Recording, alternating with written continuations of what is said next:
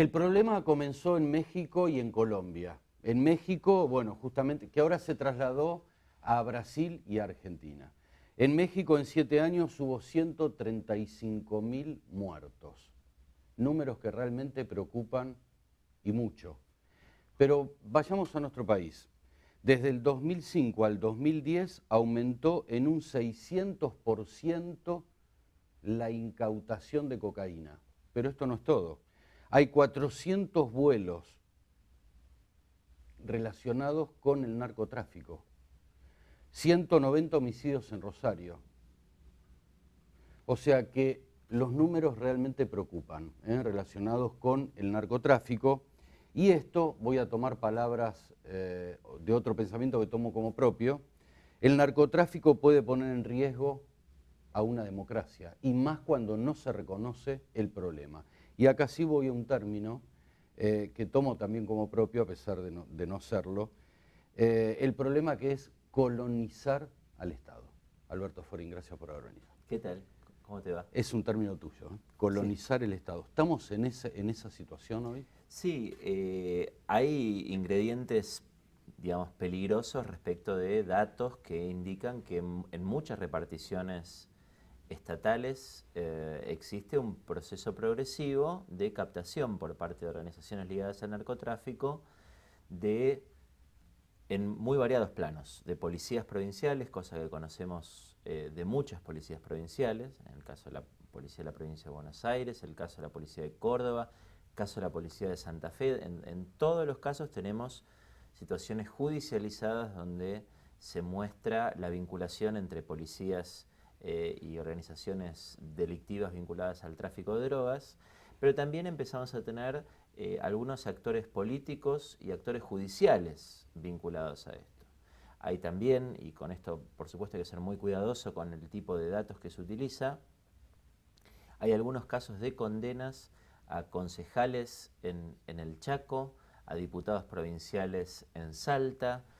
Hay un caso que fue, todavía no tiene condena, pero iniciado hace algunos meses de un ex concejal en Malvinas Argentinas al que se le detectaron 53 kilos de cocaína en su casa. Es decir, uno empieza a ver los emergentes de personas vinculadas o al aparato estatal, policías, o a la justicia, o a los partidos políticos que tienen una vinculación directamente de cooptación por parte de estas organizaciones de narcotráfico, ¿no? Y eso, obviamente, como decías vos en tu introducción, es realmente muy preocupante porque lo que comienza a darse es una situación en donde el Estado no tiene políticas propias, sino que obedece a las políticas de organizaciones delictivas. Y es ahí en donde empieza a comerse el narcotráfico a la democracia. ¿Cuándo comienza esto, Alberto? Si quisiéramos pararnos en esta línea de tiempo, ¿no? Bueno, eso es una pregunta interesante porque lo que ahora vemos como un problema que ciertamente tiene ribetes muy graves, vos mencionabas el auge de los homicidios que lamentablemente se está dando en Rosario y que vivimos hace más de una década en el conurbano, pero si uno observa este fenómeno es de larga data en la Argentina. Hace muy poquito se desclasificaron materiales del Departamento de Estado en Estados Unidos y ahí hay documentos que establecen que la cocaína exportada hacia los Estados Unidos provenía en un 4% en el año 86, estoy hablando, de países como Chile, Argentina y Brasil. Es decir que ya en ese momento el 4% de la importación de Estados Unidos de cocaína en los años 80 es muchísima cantidad de estupefacientes porque Estados Unidos tuvo su pico de consumo de cocaína en esa década. Con esto que te quiero decir, que es un problema de muy larga data, que obviamente lo que estamos viendo ahora es que se ha transformado enormemente porque hay mucho más consumo local, porque hay elaboración de determinadas etapas del proceso de elaboración de varias drogas en la Argentina y donde está comenzando este proceso de cooptación por parte de estas organizaciones de narcotráfico de policías, algunos actores de la política, algunos actores de la justicia que son realmente muy preocupantes. ¿Cómo juegan los sismos? Vos focalizaste en los sismos y este desdibujamiento, ¿no es cierto?, de partidos políticos fuertes. ¿Cómo juega esto y el narcotráfico? Bueno, el tema político es un tema central. Yo, digamos, profesionalmente vengo trabajando mi área de estudio sobre los partidos. Llevo 20 años trabajando específicamente estudiando los partidos y en particular cómo los partidos se organizan internamente, ¿no? Y uno que ve que efectivamente históricamente los partidos tuvieron divisiones internas, ¿no? El peronismo siempre tuvo un ala más de izquierda y un ala más de derecha. Desde los 40 estoy hablando, no estoy hablando... Desde el origen. Desde el origen el radicalismo tuvo grandes divisiones y también tuvo un ala más conservadora y un ala más progresista. Por lo tanto, esto no es nuevo en la Argentina. Ahora, ¿qué es lo preocupante que se da en los últimos 10, 15 años? La fragmentación mucho más menor en porciones mucho más pequeñas de los partidos, donde literalmente lo que ocurre es que los partidos han perdido toda organización, toda vertebración organizativa y lo que tenemos son pequeñas familias, pequeños punteros, pequeños actores en el territorio que compiten entre sí para ver quién le da más votos a un líder local o a un líder provincial. Emprendimientos privados. Prácticamente una pyme. Claro.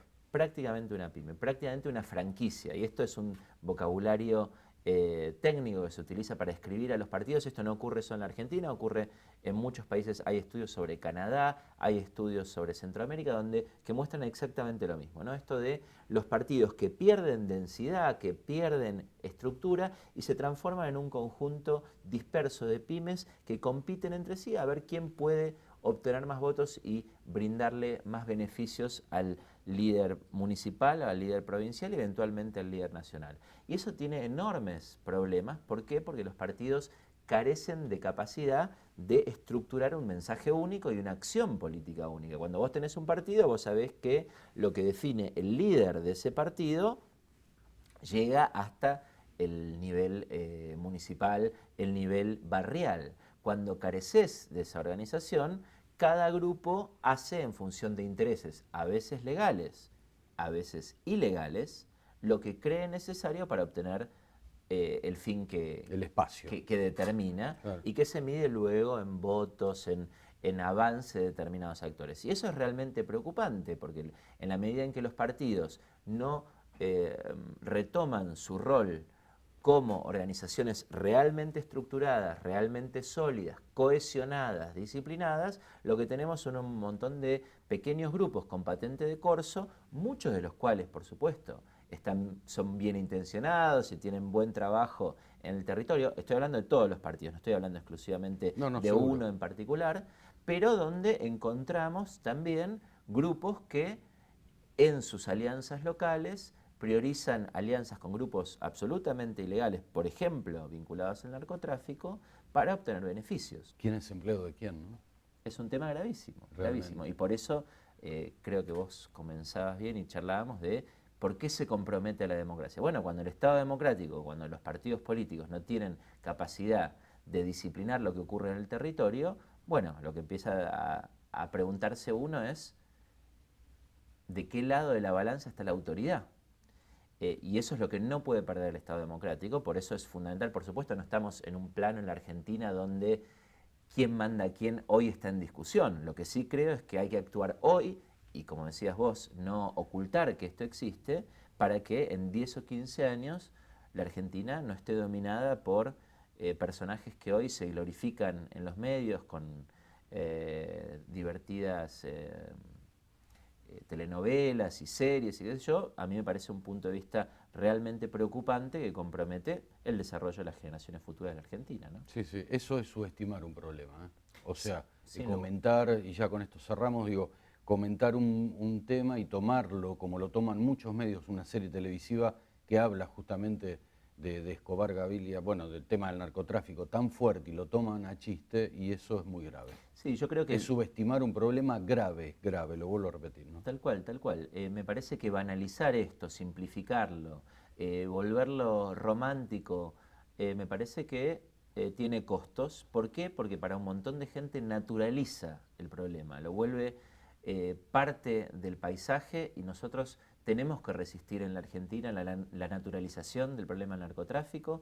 Hay que avanzar contra el narcotráfico con medidas inteligentes, con medidas prudentes, pero con visión de futuro, y no se puede de ninguna manera dar mensajes equívocos, sobre todo a chicos. Seguro. Sobre todo a chicos de sectores vulnerables, sectores que han sufrido mucho en los últimos 30, 40 años de la Argentina y que han perdido, en muchos casos, ciertos horizontes simbólicos. Si uno no brinda, si el Estado no brinda horizontes simbólicos claros, pertenencia al trabajo, pertenencia a la educación, un horizonte futuro para esos chicos, y lo único que encuentran como mensaje son glorificaciones de personas que han matado, torturado a miles y miles de personas, ni hablar los daños a la salud que han provocado en otras decenas o centenas de miles de personas, yo creo que ese no es un modelo que deba ser imitado y que no debe ser banalizado.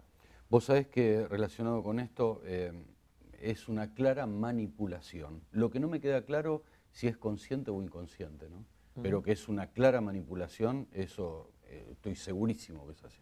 Mira, yo obviamente con esto no estoy diciendo cada uno es libre creativamente de hacer series de lo que sea, y se han hecho históricamente series de, entre comillas, malos, en muchos casos, ¿no? Existen clásicos en el cine vinculados a la mafia, etcétera, etcétera, etcétera. Ahora, lo que me parece es que hay que tener un mensaje claro por parte del Estado. Exactamente. ¿Qué es lo que tiene que decirse? ¿Qué es lo que es aceptable y qué es lo que no es aceptable? Y me parece que en este punto las autoridades democráticas en todos los niveles deben ser inequívocas en sus dichos y en sus conductas respecto de que es virtualmente inaceptable que la política esté o vinculada o financiada por estas organizaciones terroristas. Gracias, Alberto Farín. Gracias a vos. Pausa.